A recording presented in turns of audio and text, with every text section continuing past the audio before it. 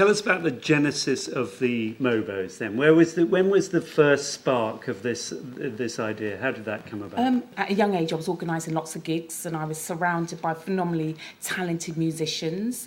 But there was no platform where they could aspire to be on because the music industry at the time wasn't playing the type of music I loved and enjoyed, which was kind of hip-hop, reggae, soul music. It wasn't being embraced. It wasn't being played on mainstream radio stations or was it being, shown on television. So I really decided to put my money where my mouth was and kind of remortgage one of my houses and pay for the very first broadcast of the show.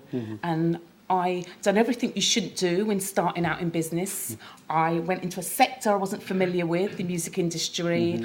I didn't have any business mentors or any guidance or support, but I found that you learn very quickly by just doing. And I've always believed that sometimes just procrastination is the enemy of success, and sometimes you just don't have to get things right, you just have to get going. And that's what I ended up doing. And was there a moment, can you recall the moment when you thought, right, it's now or never, I'm going to do it, and you jump?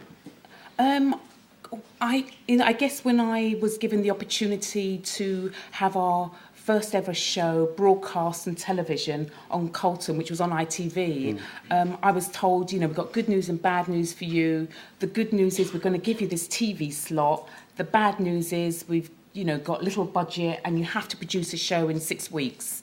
And at the time, I kind of didn't have the resources. I was still working from my bedroom, using my bedroom as an office. But I thought when you get opportunities like this, it wasn't a question of whether I should do it, it's how I was going to go about doing it. So I, found a team and, managed to, persuade at the time Tony Blair, who was leader of the opposition and seen as the big hope at the time, to kind of launch our very first ceremony, and we managed to get the good and the great in attendance. Everybody from Lionel Richie picked up our first Lifetime Achievement Award, and we had a whole host of superstars from around the world in attendance.